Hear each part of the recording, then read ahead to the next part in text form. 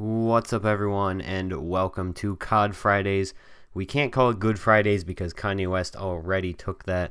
This is going to be the first of many Friday installments of Call of Duty. That's all I plan on uploading on Fridays for the foreseeable future, with the exception of possible game launches or series starts or special videos such as a podcast or something. We are getting started here. We're using the Dingo, a kind of unconventional weapon choice. I just recently prestiged and had very few weapons unlocked, so I decided to use the Dingo, which I knew was a reliable weapon from my previous prestige. However, I'd only leveled it up 3 to 4 times. It has since become one of my favorite guns. It has become a gun of choice in many maps. This one specifically, the Dingo and the Shiva have really become kind of my two guns that I use on this map and a lot of other longer range maps, and then SMGs for smaller maps such as Combine. So the DLC came out this week. I've only played it one day out of the week, as I'm recording this on Thursday evening, so this can go up Friday. So I only got to play launch night. I didn't play last night because the lag was really bad. Or I didn't play Wednesday night, excuse me. I didn't play because the lag was really bad. And this evening I didn't play because the Knicks were playing and the Capitals were playing, and I wanted to catch both games. Plus the Bernie Madoff show I wanted to check out, but I did not realize had actually started last night and not tonight.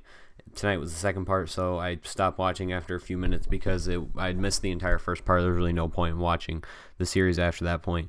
So we are doing pretty good here so far. I don't remember exactly how many kills we have. I believe this is number 6 or 7 right here, and this is a sweet double kill. This gun is very powerful.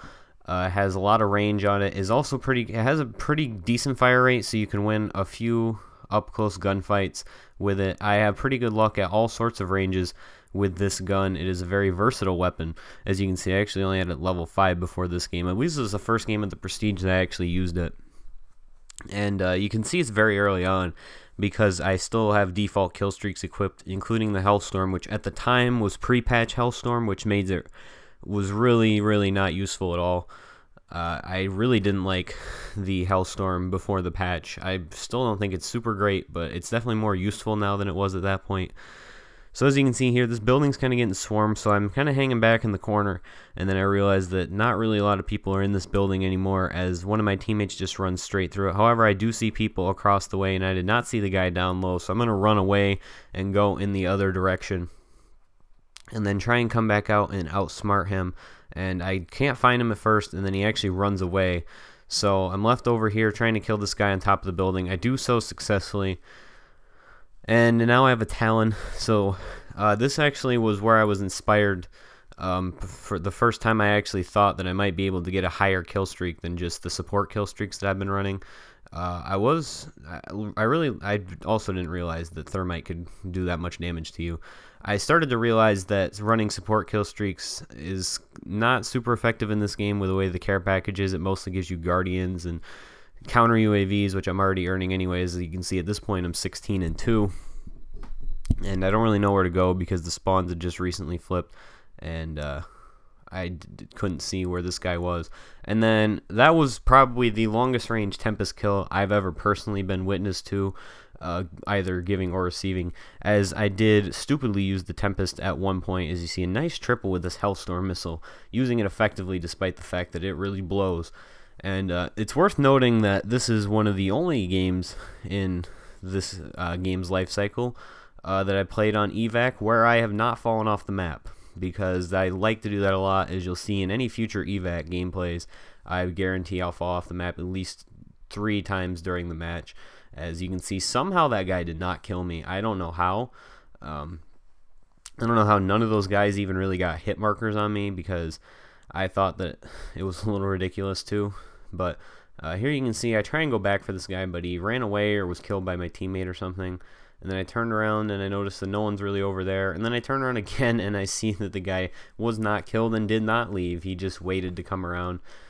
So this was actually the first time that I ever realized that you can wall run up that spot and enter the building. So I actually did not get around to something that I did last episode that I intended to do in all the episodes where I first showcased certain guns. What would I do with the Dingo? So the Dingo is best suited with a fast mag or extended mag, rapid fire, and a grip. Silencing is the worst thing you could do for this gun. A grip is definitely necessary, though. It does help out a good bit with the recoil, because the recoil is not awful, but it goes from having a moderate amount of recoil to pretty much none at all with a grip. I recommend using a grip on actually pretty much every weapon that you're going to get, even if it has almost perfect stability, because having perfect stability is better than having almost perfect stability. And the way that attachment structures are in this specific year's installment, I believe that it's pretty much not productive to have less than 3 attachments, given the way that tacticals and lethals are and secondary weapons are really bad. You can find some sort of combination where you'll be happy and productive at the same time using certain classes, because my least favorite thing is not being happy with the class that's actually really good. I like to have fun with a lot of the classes, which is why I've kind of adopted a different kind of approach to this game on top of the movement system, is because a lot of the guns that are really good, in my opinion, are really usable in many situations, are assault rifles, and this one LMG, which is pretty much an assault rifle with 80 bullets. So SMGs are all, there's not a bad SMG in this game. I'm not going to say there's a bad SMG in this game, but SMGs are not made for maps like this, in my opinion. I have a lot of issues trying to use a VMP or a Vesper on this map. Maybe a Weevil or a Razorback would be successful. I believe I've had a few good gameplays using a Razorback on this specific map, but that's besides the point, because I would not use it anymore, having a bunch of other weapons at my disposal, such as the Dingo or the KN-44, or even, I'm trying to remember what the other assault rifle that I really like to use is named, but it struggles to come to mind at this moment. Oh, the Man of War. The Man of War is a very good weapon for this map as well. Not a gun that I widely use, but would be recommended for a situation like this, as I somehow killed that guy. I really don't know how I killed that guy. And then I thought was sniped. I guess a Vesper killed me. But that would pretty much be the end of the game. I don't believe that I get a kill or die for the rest of the match. I actually might die right here. No, I got another kill, actually. That means there's another death on the way, because I believe I finished 31-9. Yeah, this guy right here. And that would be the end of the game, because the game ended as soon as I spawned in right here. You're going to see I move about 14 feet. And that would be it, as Dalton wrecks that guy. Should mention this was a gameplay with Taylor and Dalton both in the lobby, but no Hector. I believe Hector was in my last game, but not this one. So thank you guys for watching. Hope you enjoyed, and stay tuned for the next edition of COD Fridays. See you later.